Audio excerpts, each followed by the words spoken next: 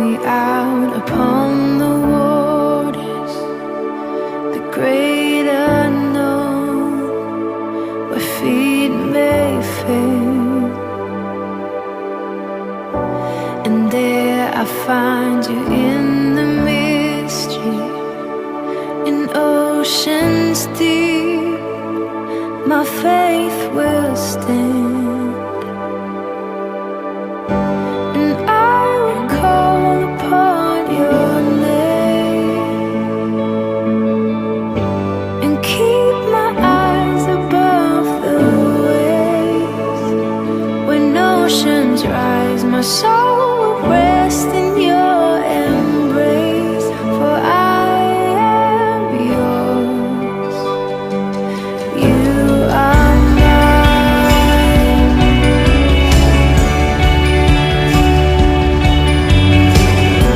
Your grace abounds in deepest waters. Your sovereign hand will be my guide. My feet may fail and fear surrounds me. You've never failed, and you won't stop now. So I will call upon your name, and keep my eyes above the waves. When oceans rise, my soul will rest in your embrace, for I am yours. You are mine. Spirit, lead me where my trust is without borders. Let me walk upon the waters, wherever you would call me. And take me deeper than my feet could ever wander, and my faith will be made stronger in the presence of my Savior. Spirit, lead me where my trust is without borders.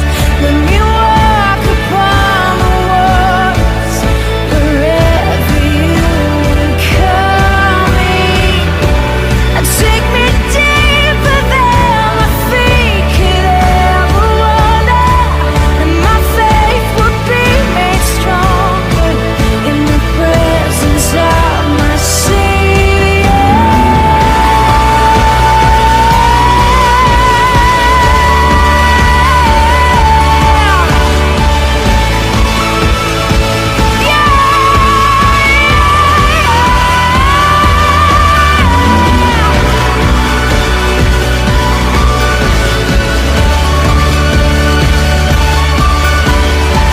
Oh Jesus, my God, I will call upon your name, keep my eyes above the waves. My soul will rest in your embrace. I am yours, and you are mine. Isang mapagpalang gabi po sa bawat isa sa atin, mga kapatid ko at mga magulang. Tayo po ay patuloy na magsama-sama sa gabing ito upang pagbulay-bulayan ang nakatilang salita ng ating Panginoon na matatagpuan po natin sa aklat ng Proverbs chapter 3 verses 5 to 6. And it says, "Trust in the Lord with all your heart and lean not on your own understanding. In all your ways submit in Him, and He will make your path straight."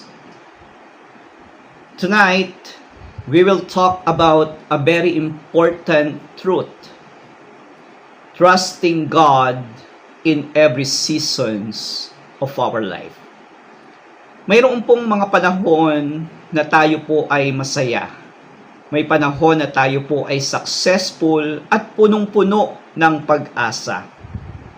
Ngunit, May pagkakataon din na nahaharap tayo sa mabibigat na problema, sa mabibigat na suliranin, sa karamdaman, sa pagkawala, o yung mga sitwasyon na hindi po natin naiintindihan. In those moments, the question is, can we still trust God? The Bible teaches us that trusting God is not based on what we see or feel. It is based on who God is faithful, loving, and sovereign. Kaya nga sa gabing ito, mga kapatid at mga magulang, patuloy nating tignan yung ating sarili, kung patuloy ba tayo nagtitiwala sa ating Panginoon. So trust God even when you don't understand. Minsan may mga bagay na nangyayari sa buhay natin na hindi po natin talaga maintindihan. We pray, but the answer seems delayed. We work hard, but success doesn't come immediately. We ask God why, but heaven seems silent. Yet God calls us to trust Him. So mga kapatid, ang tunay na pagtitiwala ay hindi lamang kapag malinaw ang direksyon na ating pupuntahan o patutunguhan. Ang tunay na pagtitiwala ay kapag patuloy tayong sumusunod kahit hindi po natin nakikita pa sa ngayon ang plano ng Diyos para sa atin. God sees the beginning and the end. What confuses us tonight may become a testimony tomorrow. My dear brothers and sisters in Christ, trust God's timing. One of the most hardest things for believers is waiting.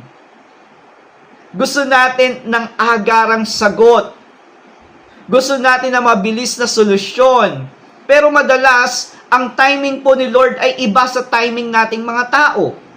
Sa ating mga mananampalataya. Remember, God is never late. He is always on time. At habang tayo po ay naghihintay, may ginagawa ang Diyos sa ating puso. He develops patience. He develops faith, humility, and dependence on Him. When God's answer is wait, trust He is preparing something better than you can imagine. Kaya nga, trust God's promises. The world change. Circumstances change. People change. But God's promise never fail. Kapag sinabi ng Diyos na sasamahan Kanya, sasamahan Kanya. Kapag sinabi niyang hindi Kanya iiwan, hindi Kanya iiwan. Kapag po sinabi niyang mayroong pag-asa, mayroong pag-asa. Our confidence is not in our abilities, our finances, or our circumstances. Our confidence is in God alone.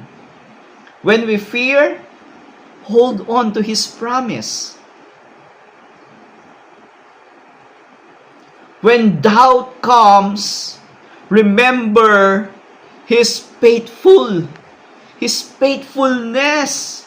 And when trials come, stand on His word. Mga kapatid, trusting God does not mean life will be easy. Kapag hindi mo alam ang susunod na hakbang, magtiwala ka sa Diyos. Kapag po ikaw ay natatakot, magtiwala ka sa Diyos. Kapag ikaw ay pagod na, magtiwala ka sa Diyos. Trust His heart even when you cannot trace His hand. For God is faithful, and He will never fail those who put their trust in Him. Kaya sa gabing ito, patuloy tayong magtiwala sa Diyos, sapagkat ang Diyos na nangako noon, siya pa rin ang Diyos na nangangako ngayon. At ang Diyos na tumupad ng mga pangako noon, ay siya pa rin pong Diyos na tumutupad ng pangako ngayon. Kaya tayo bilang mga mananampalataya, ibigay po natin ang ating full trust sa ating Panginoong Diyos. Amen. Amen.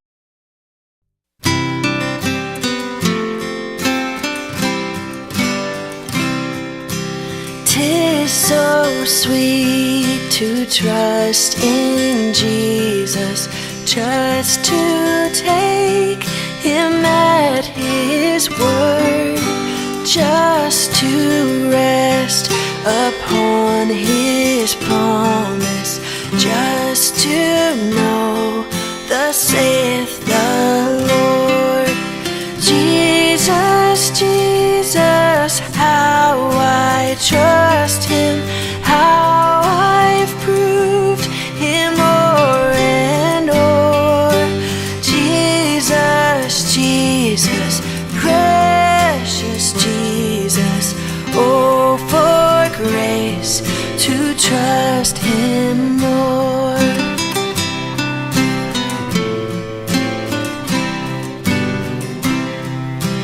Oh, how sweet to trust in Jesus, just to trust His cleansing blood, just in simple faith to plunge me neath the healing, cleansing flood. Jesus, Jesus, how I trust Him, how I've proved Him o'er and o'er. Jesus, Jesus, precious Jesus, oh, for grace to trust Him more. Yes, 'tis sweet to trust in Jesus, just from sin and self to cease, just from Jesus simply taking life and rest and joy and peace. Jesus, Jesus, how I trust Him, how I've proved Him o'er and o'er. Jesus, Jesus, precious Jesus, oh, for grace to trust Him more. Jesus, Jesus, how I trust Him, how I've proved Him o'er and o'er. Jesus, Jesus, precious Jesus, oh, for grace to trust Him more. Jesus, Jesus, precious Jesus, oh, for grace to trust Him more.